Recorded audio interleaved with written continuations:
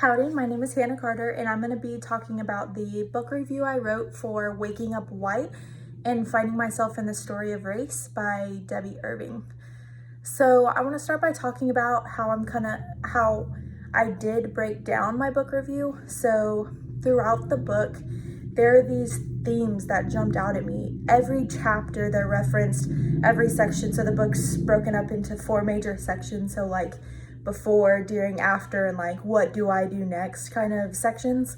And so I found these themes all the way through the book, and they really spoke to me as a white woman in the shoes of Debby Irving, because this book is all about her relationship with race and how she really dug deep to find, her relationship with race. So what I mean by that is she was a really privileged white woman and was never racist, and she said like she always felt that she was like a good person, but she never understood that not giving African Americans or minorities enough attention and shining kind of a spotlight on them sometimes and using our white privilege and our white identity is in a way disrespecting those other races. So it's like not giving them their time and not giving them the same privileges that we get as white people. So those themes that I found, the biggest one I found was, she calls it a skin color barrier. So what that means is you could take 2 people that are exactly the same, went to college the same place, got the same degree, but the white person is going to get it over the African American because of their skin color, just based on skin color. And so that like hit me in such a hard way, because I put myself in their shoes. I could not imagine working my whole life toward a goal and not getting it for something I can't help. Like, I'm not going to change my skin color for anyone. And Debby Irving put it in a way I really loved it. She said, what if this was hair color? So I'm a brunette. What if I could only go to clubs that allowed brunettes? What if I couldn't get a job because I was brunette, and I would just want to change my hair? I'd want to do something that got me into that spot, because why shouldn't I, just because I have a different hair color? So that really put it into perspective for me. But that theme of having that barrier and getting past it and learning about why that barrier is there was a big transformation for her relationship with race. So she talks about it a bunch. The other one is race versus class. So this was really interesting to me because I had never considered it before, but I can see it in areas of my life. So it's like, are we judging this man based on his race because he's an African American man, or because he's a poor African American man?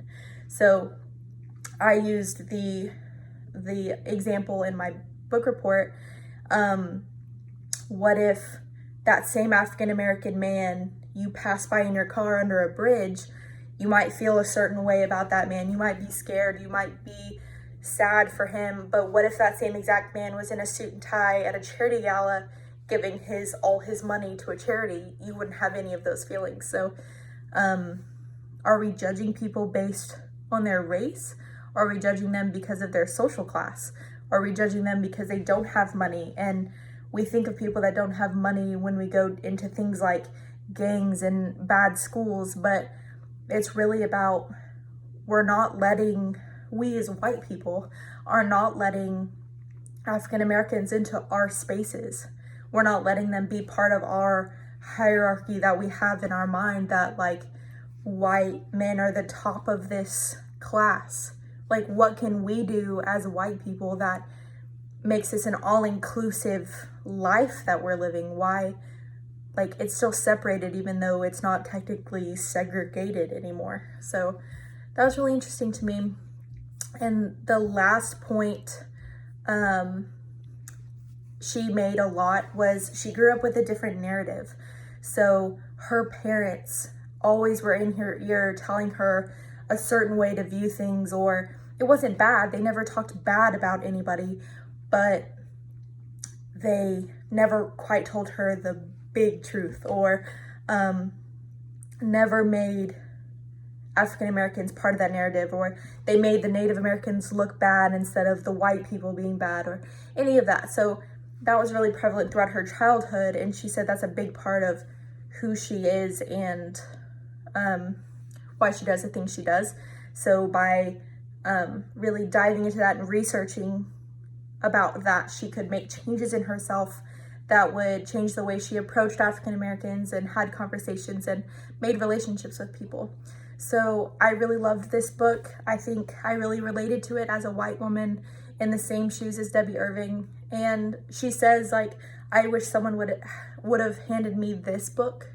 And I feel that way. Like, I'm so glad I got to experience this book because it really hit home for me. And even though I think I'm a good person, I know I can constantly work on myself and make people more comfortable around me wherever I go. So really enjoy this book. Thanks.